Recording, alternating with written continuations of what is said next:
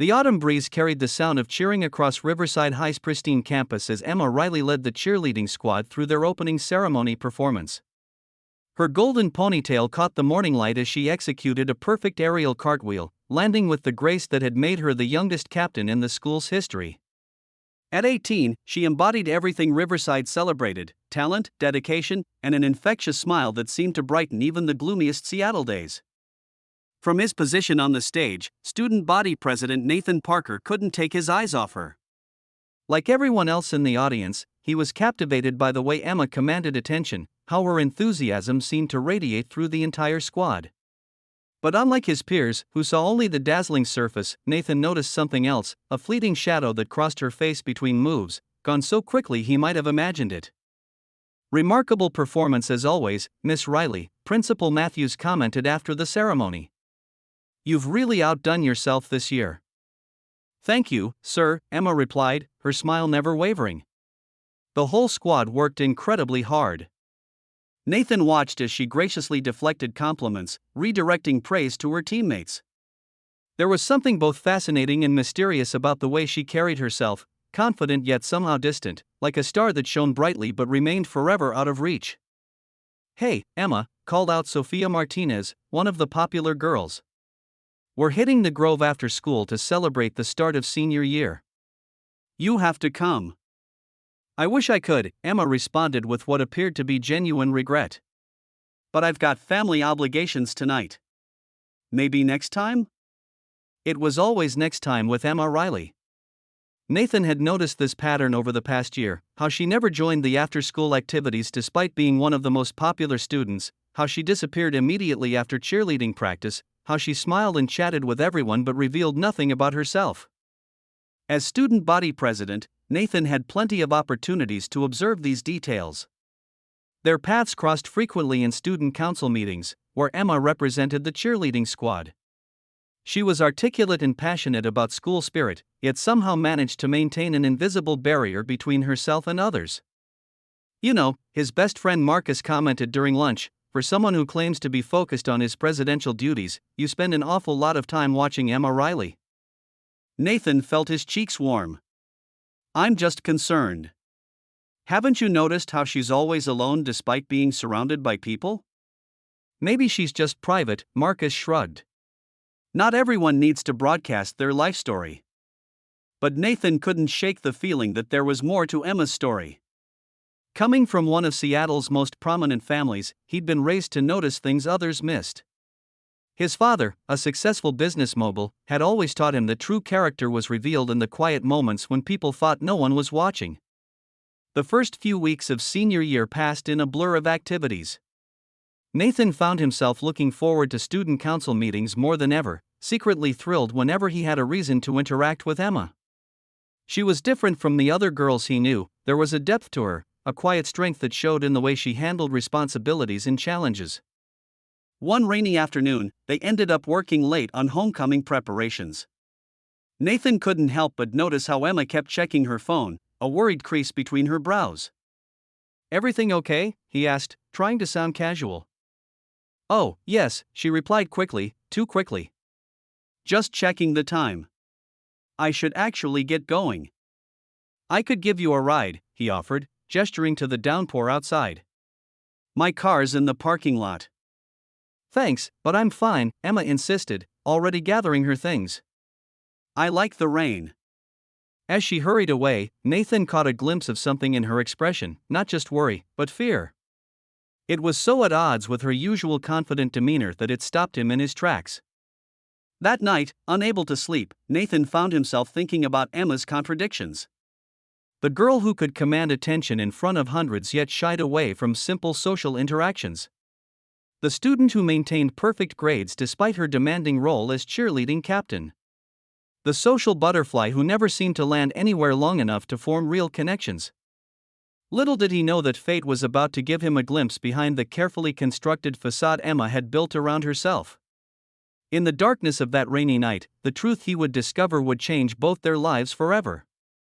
The revelation came on a Tuesday night, well past 9 o'clock. Nathan had stayed late for his advanced placement study group, his father's BMW the only luxury car left in the school's vast parking lot. As he walked toward it, keys in hand, a movement caught his eye, a shadow shifting in an old Honda Civic parked in the furthest corner of the lot. His first instinct was to call security, but something made him pause. Through the rain-streaked windows, he caught a flash of familiar golden hair. His heart stopped as he realized what he was seeing: Emma Riley, changing out of her cheerleading uniform in the backseat of the car, surrounded by what appeared to be personal belongings, clothes, books, and a small pillow. Nathan stepped back into the shadows, his mind reeling. The girl who seemed to have everything, who brought light to everyone around her, was living in her car? It seemed impossible, yet the evidence was right before his eyes. As he drove home that night, his thoughts were chaos. The luxury of his own life, the massive house in Queen and Hill, the trust fund waiting for college, the security he'd always taken for granted, suddenly felt like a weight on his chest. All this time, while they'd all been admiring Emma's seemingly perfect life, she had been hiding a reality none of them could have imagined. In the days that followed, Nathan began to see everything differently. He noticed how Emma always wore the same few outfits, expertly mixed and matched to appear like a larger wardrobe. How she was always first to arrive at school, likely using the gym showers before anyone else showed up. How she never ate more than a small lunch, probably saving every penny she could. But what struck him most was her unwavering strength. Despite everything, Emma never let her circumstances define her. She maintained her grades, led the cheerleading squad with enthusiasm, and continued to bring joy to others through her performances. Her smile might have hidden tears, but it also reflected a resilience that left Nathan in awe. One day, during a student council meeting, Emma presented a proposal for a food drive to benefit local homeless shelters. As she spoke passionately about the importance of helping those in need, Nathan caught a glimpse of her hands, slightly red and chapped, bearing the marks of what he now suspected was an after-school job. "We never know what battles others are fighting," she said, her voice steady but her eyes holding a depth of understanding that now made perfect sense to Nathan. "Sometimes, the people who need help the most are the ones who never ask for it." In that moment, watching her stand before their peers with such dignity and compassion, Nathan felt something shift inside him. What had started as curiosity, then attraction, was transforming into something deeper, a profound admiration for her strength and an overwhelming desire to help her, even if she never knew it came from him. But how could he help someone who worked so hard to maintain their independence? How could he bridge the gap between their worlds without destroying the dignity Emma had fought so hard to preserve? As the autumn rain continued to fall outside the conference room windows, Nathan made a decision. He would find a way to help Emma Riley, but he would do it on her terms. First, though, he needed to understand exactly what she was facing. It was time to do some careful research into the story behind the smile that had captured his heart. The bell rang, ending the meeting, and Emma gathered her things with her usual efficient grace.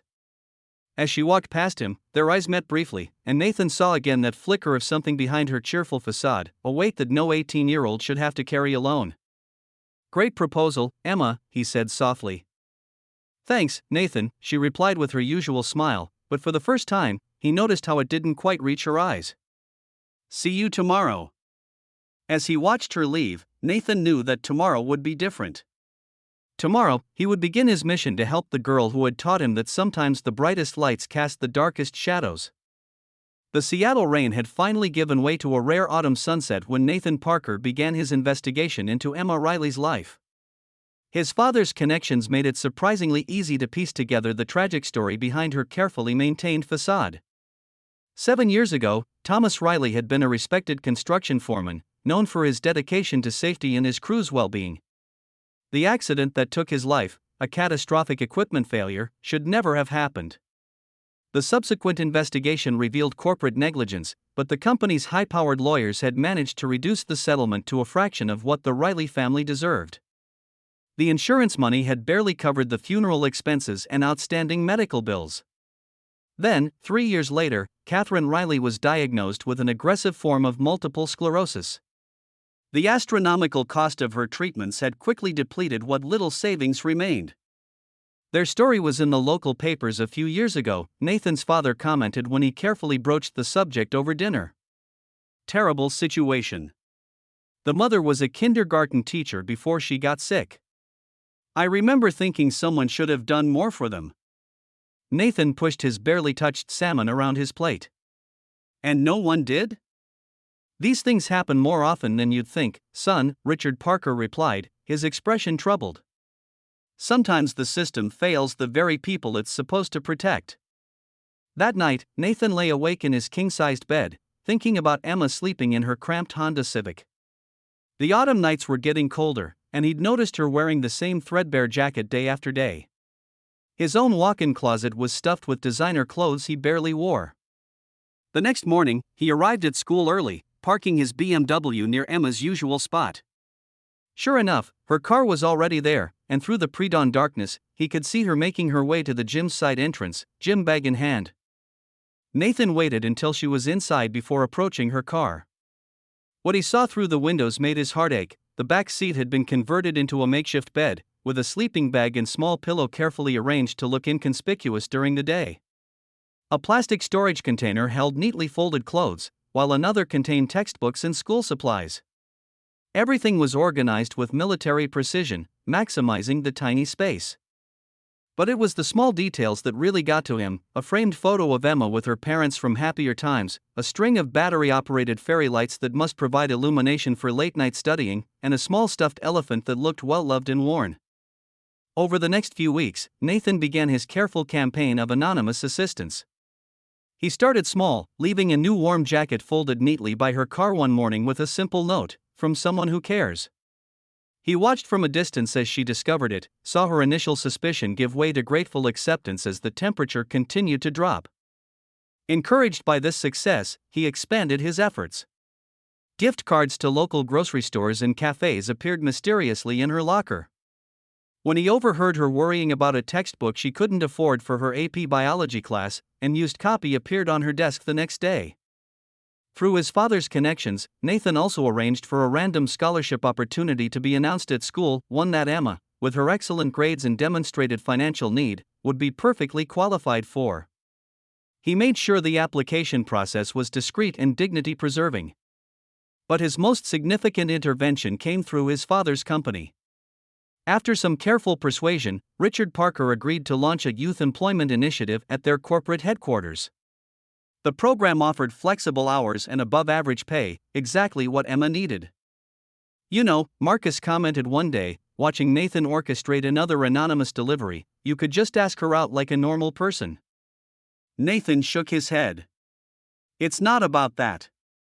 You don't understand."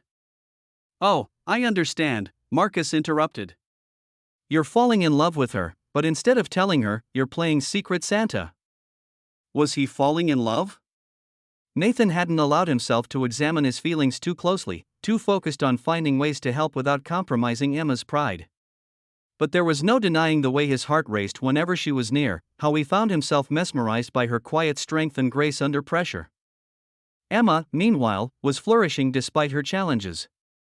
She threw herself into her new job at Parker Industries with the same dedication she showed in everything else. Nathan often found excuses to visit his father's office just to catch glimpses of her working in the corporate library, where she'd been assigned as a research assistant. But it wasn't all smooth sailing. One day, Nathan overheard a conversation that made his blood run cold. "I'm sorry, Mrs. Riley," Emma was saying into her phone, her voice tight with tension. "I know the treatment costs have gone up again. I'll figure something out, I promise." "No, don't worry about me, I'm fine." "Yes, I'm eating enough. The job is great, really. I'll visit this weekend, okay? I love you too." When she ended the call, Emma pressed her forehead against her locker, taking deep breaths. For a moment, her carefully maintained composure cracked, revealing the exhausted, frightened teenager beneath. Nathan had to physically stop himself from going to her. Instead, he channeled his concern into action. That evening, he approached his father with a proposal. "The Youth Employment Initiative has been a success," he began carefully. "I was thinking we could expand it to include a medical benefits package for participants' families." Richard Parker studied his son thoughtfully. "This wouldn't have anything to do with Emma Riley, would it?" Nathan met his father's gaze steadily. "It would help all the participants, but yes, I was thinking of her situation."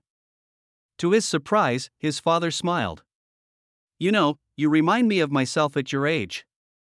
I fell in love with your mother partly because of her dedication to helping others through her medical work. Compassion is a Parker family trait, it seems. The program expansion was approved the following week. When Emma received the news about the new benefits package, Nathan watched from across the cafeteria as she read the memo. The way her hands trembled slightly, the quick brush of her fingers across her eyes, he knew she understood what this could mean for her mother's treatment. But just as things seemed to be looking up, disaster struck. During a crucial cheerleading practice for the upcoming state championships, Emma's exhaustion finally caught up with her. One moment she was executing a complex routine, the next she was crumpling to the ground, her body finally betraying the strain she'd been under. Nathan, who had been passing by the gym, was the first to reach her. As he cradled her unconscious form, he was struck by how small and vulnerable she felt in his arms. The girl who carried the weight of the world on her shoulders now weighed almost nothing. "Someone call an ambulance," he shouted, but Emma was already stirring. "No ambulance," she mumbled, trying to sit up. "I'm fine, just dizzy. Please, no hospital." Nathan understood immediately, she couldn't afford medical bills on top of everything else. But as he looked down at her pale face, he made a decision. Sometimes helping someone meant going against their wishes. "I'm taking you to the hospital," he said firmly, lifting her despite her protests. "And before you worry about the cost, my father's company insurance covers all student employees for workplace and school-related incidents. You were practicing for a school event, so you're covered." Emma's resistance crumbled as another wave of dizziness hit her. As Nathan carried her to his car, he could feel her trembling, though whether from weakness or suppressed emotion, he couldn't tell. What he did know was that everything was about to change. The careful distance he'd maintained while helping from the shadows would have to end. Looking down at Emma's exhausted face, Nathan realized that sometimes love meant stepping into the light, even if it meant risking rejection. The question was, would Emma let him in, or would his revelation of his role in her life push her even further away? As he drove toward the hospital, stealing glances at his precious passenger, Nathan knew he was about to find out. The time for shadows and secrets was coming to an end.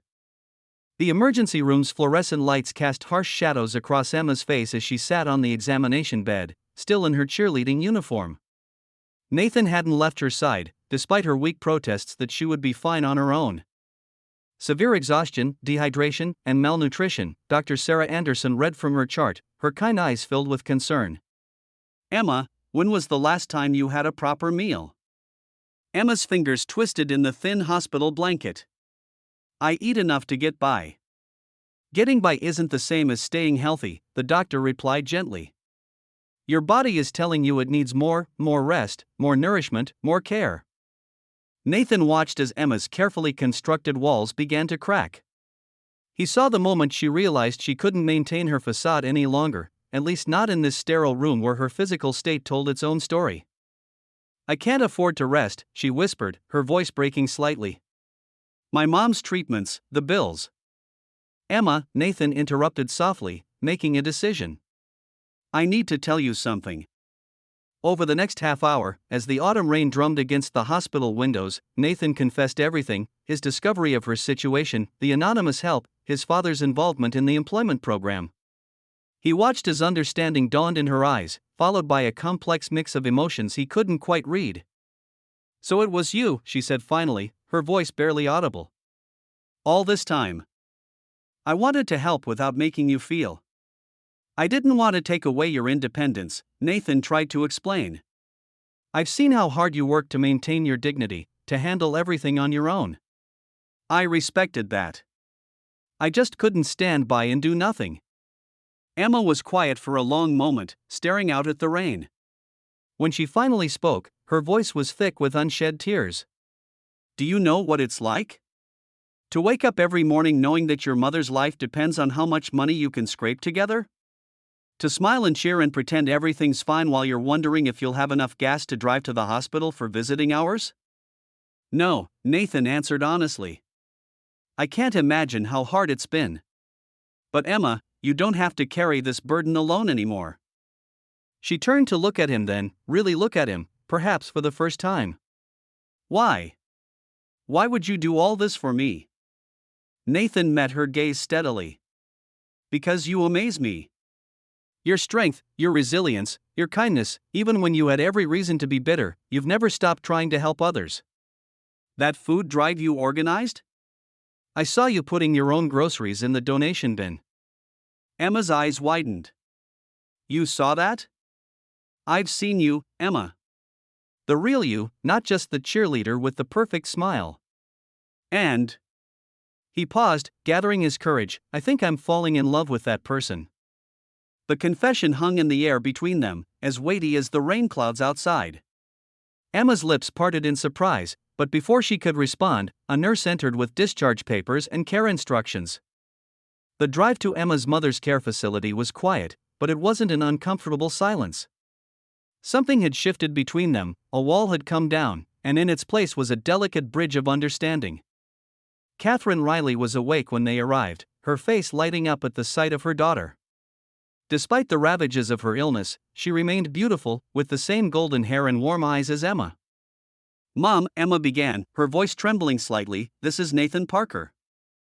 Parker? Catherine's eyes widened with recognition. As in Parker Industries? Yes, ma'am, Nathan replied politely. I'm Richard Parker's son. What followed was a conversation that would change all their lives. Nathan explained everything to Catherine, the employment program, the medical benefits, his anonymous assistance. He watched as tears filled the older woman's eyes. All this time, she whispered, reaching for Emma's hand, I've been so worried about you, sweetheart. Living in that car, working yourself to exhaustion. You knew? Emma's voice cracked. Of course I knew. I'm your mother. Catherine squeezed her daughter's hand. I've felt so helpless, watching you sacrifice everything for my treatments. But Emma, baby, I never wanted you to give up your life for me. What life? Emma's control finally broke, tears streaming down her face. You're all I have left, Mom. I can't lose you too. Nathan stepped back, giving them privacy as years of unspoken fears and love poured out.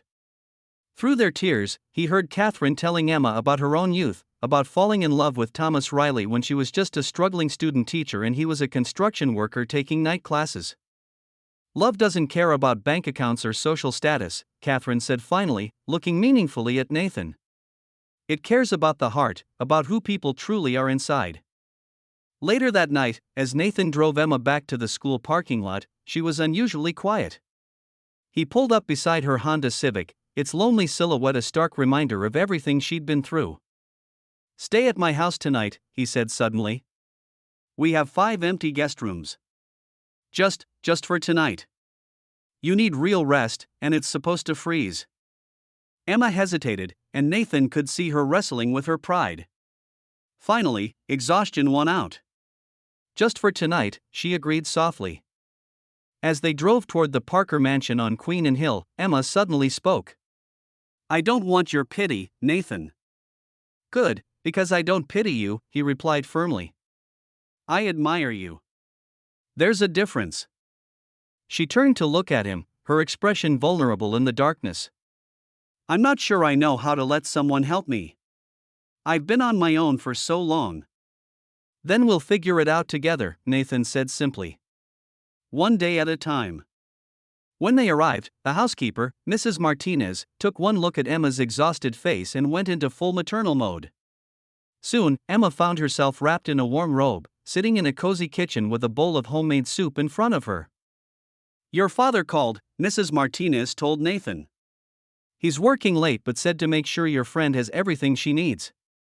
As Emma slowly ate her soup, some color returning to her cheeks, Nathan watched her take in the warm, bright kitchen. He saw the moment when her shoulders finally relaxed, when the weight she'd been carrying seemed to lift just a little. Thank you, she said later, as he showed her to one of the guest rooms. Not just for tonight, but for everything. I'm still processing it all, but thank you. Nathan reached out, gently tucking a strand of hair behind her ear. Get some rest, Emma. Tomorrow's a new day. As he walked to his own room, Nathan knew that while they had crossed one bridge, there were still many challenges ahead. Emma's pride and independence weren't going to disappear overnight, nor should they. Her mother's illness wasn't magically cured, and years of struggling alone had left deep emotional scars. But something had changed. A door had opened, a light had begun to shine through the cracks in Emma's carefully constructed walls. And Nathan was determined to prove to her that sometimes the bravest thing you can do is let someone else help you carry your burdens. The rain continued to fall outside, but inside, a new warmth had begun to grow, the warmth of hope, of possibility, and perhaps, of love beginning to bloom in the most unexpected of places. The next few weeks brought changes that transformed Emma's life in ways she never could have imagined. What started as just one night at the Parker mansion evolved into a more permanent arrangement, though not without considerable resistance from Emma. "I can't accept this," she had protested when Richard Parker himself made the offer. "It's too much. Consider it part of your employment package," he'd replied with a kindness that reminded her of Nathan. "We often provide housing for promising young employees. Besides, my wife would never forgive me if I let one of our brightest interns continue living in a car." Elizabeth Parker, Nathan's mother, had indeed taken to Emma immediately. A pediatric surgeon who'd worked her way up from a working-class background, she saw in Emma the same determination she'd once possessed. Sometimes, she told Emma one evening as they sat in the garden, accepting help isn't about admitting defeat. It's about gathering the strength you need to fight your real battles. The real battles, as it turned out, were just beginning. Despite the medical benefits from Parker Industries, Catherine Riley's condition had begun to deteriorate. The doctors were recommending an experimental treatment program, one that offered hope but came with an astronomical price tag, even with insurance. Nathan found Emma in the hospital chapel late one night, her hands clasped so tightly her knuckles had turned white. "The treatment has a 70% success rate," she said without turning around. "That's good, right? Better than her current odds. But even with the insurance and my savings..." Her voice broke. Nathan sat beside her, close enough that their shoulders touched. "We'll figure it out." "We?" Emma turned to look at him, her eyes bright with unshed tears. "Nathan, I can't keep taking from your family. You've already done so much." "Emma," he interrupted gently, taking her hand. "When are you going to understand that this isn't charity? That I'm not doing this out of pity or obligation? Then why?" "Because I love you," he said simply. "And when you love someone, their battles become your battles." It was the first time he'd said those three words so directly. They hung in the air between them, weightier than any of the help he'd given her, more significant than all the money in the world. Emma's breath caught. For a moment, she just stared at him, and Nathan could see the war behind her eyes, the desire to believe in this love versus the fear of depending on someone else, of being vulnerable. Finally, she squeezed his hand. "I think I love you too," she whispered. "And that terrifies me more than anything else." Their first kiss was there in the chapel, gentle and sweet and tasting of tears. It was a beginning, but also a promise, a bridge between their two worlds that had seemed so far apart just months ago. However, not everyone was supportive of their growing relationship. The next day at school, Emma overheard whispers in the hallway. "She's obviously just after his money," one girl said loudly enough to be heard. "I mean, she was literally homeless before the Parkers took her in." "Gold digger," another agreed. "Bet she planned it all along." The old Emma might have shrunk from such cruelty, but months of Nathan's quiet support had helped her find a new kind of strength. She held her head high and walked past them, only to find Nathan waiting by her locker, his expression thunderous. "I heard what they said," he growled. "I'll set them straight." "No," Emma touched his arm. "Their opinions don't matter. We know the truth." But the rumors persisted and grew more malicious. Someone leaked the story to a local gossip blog: "Homeless cheerleader snares billionaire's son." The article was cruel, painting Emma as a calculating social climber who had manipulated her way into the Parker family's good graces. The story went viral, bringing reporters to the school gates and turning Emma's private struggles into public fodder. Worse, some of the coverage began to dig into her father's death and the subsequent legal battle, suggesting that Emma and her mother were professional victims who had tried to exploit both tragedies for financial gain. The pressure began to take its toll. Emma's grades started to slip for the first time in her academic career. Dark circles appeared under her eyes as nightmares about her time living in the car returned. The cheerleading squad, once her refuge, became a source of tension as some members took sides in the growing controversy. Then came the anonymous letter to the school board, questioning the propriety of Emma living with the Parkers while still a student, suggesting improper influence over her grades and activities. The board was forced to launch an investigation. "This is my fault," Emma told Nathan one night, as they sat in his family's garden. "Everything I touch seems to turn toxic. Maybe it would be better if..." "Don't," Nathan cut her off fiercely. "Don't even think about giving up. We're stronger than their hatred." But Emma could see the strain on him too. His parents' friends made snide comments at charity events. His college acceptance to Stanford was questioned by those who suggested his family's relationship with Emma had somehow influenced the decision. The breaking point came when Catherine's health took a sudden turn for the worse. Emma rushed to the hospital, only to find reporters waiting, shoving cameras in her face and shouting questions about whether she was using her mother's illness to manipulate the Parkers. She fled to the rooftop garden, where Nathan found her an hour later, shaking with sobs. "I can't do this anymore," she cried. "I can't watch my mother suffer while fighting everyone else too. It's too much." Nathan wrapped his arms around her, holding her close as she finally let out all the pain and fear she'd been holding back. "Then let me fight for us," he whispered into her hair. "Let me show them what real love looks like." That night, Nathan made a decision. It was time to change the narrative. With Emma's reluctant permission, he began planning something that would either silence their critics forever or give them even more ammunition. He would tell their story, the whole story, to the world. Not through gossip blogs or sensational headlines, but through the truth of two young people who found love across society's divisions, who chose hope over cynicism, and who refused to let circumstances define their future. But as Nathan set his plan in motion, neither he nor Emma could have predicted how their story would capture the public's imagination, or how it would bring both unexpected allies and dangerous new enemies into their lives. The storm clouds were gathering, but this time, they would face them together. Nathan's plan to share their story began not with a press conference or a media statement, but with a simple video posted to social media. In it, Emma sat in her cheerleading uniform, looking directly into the camera with quiet dignity. "My name is Emma Riley," she began, her voice steady. "You might know me as the homeless cheerleader or the gold digger who supposedly seduced Nathan Parker. Today, I want to tell you who I really am." What followed was a raw, honest account of her journey, her father's death, her mother's illness, the night spent sleeping in her car while maintaining her grades and leadership roles. She spoke about her initial resistance to accepting help, about learning that true strength sometimes means letting others in. "Nathan didn't save me," she concluded, tears shining in her eyes. "He showed me that I didn't need saving. I was already strong, I just needed to know I wasn't alone."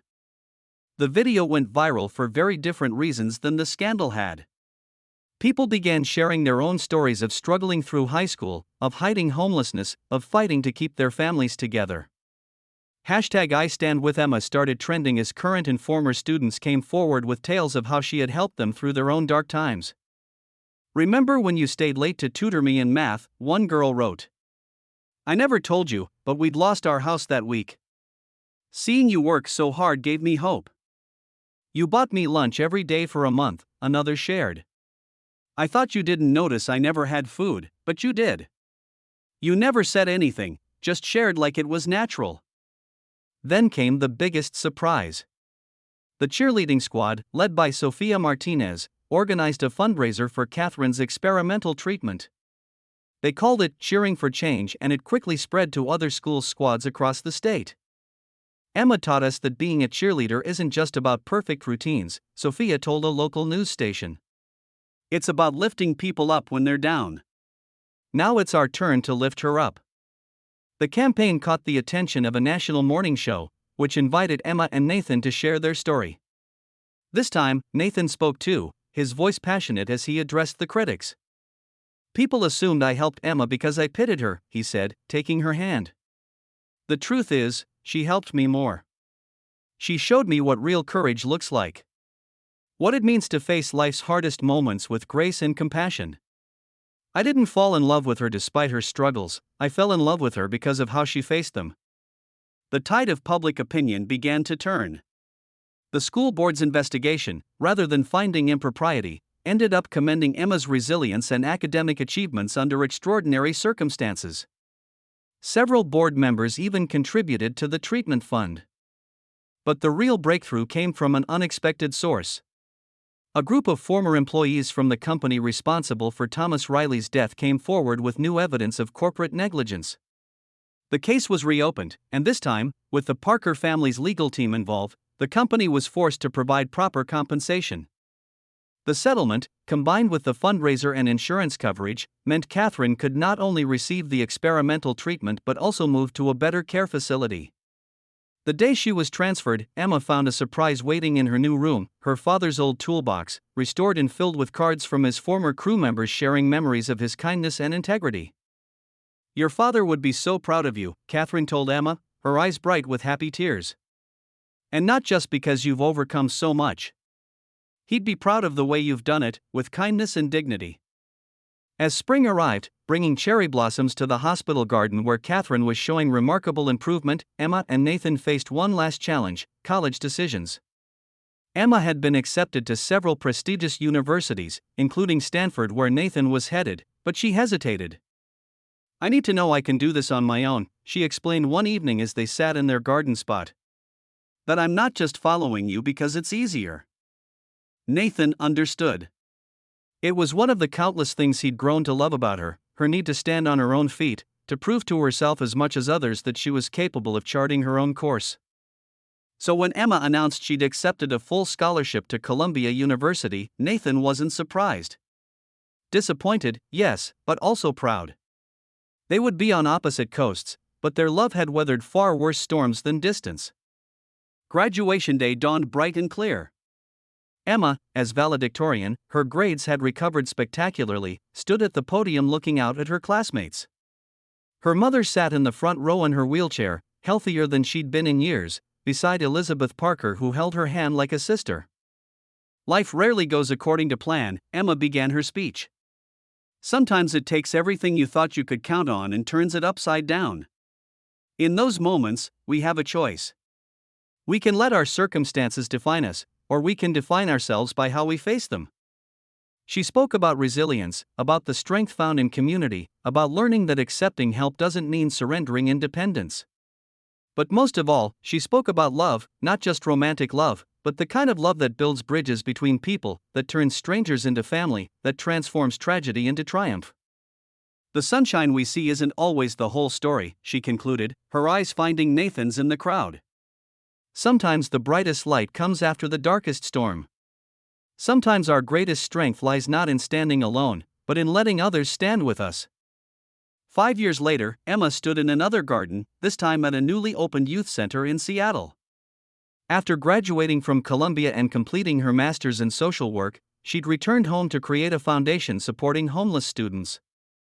The center, funded in part by Parker Industries, provided housing, counseling, and educational support to teenagers facing circumstances similar to what she had overcome.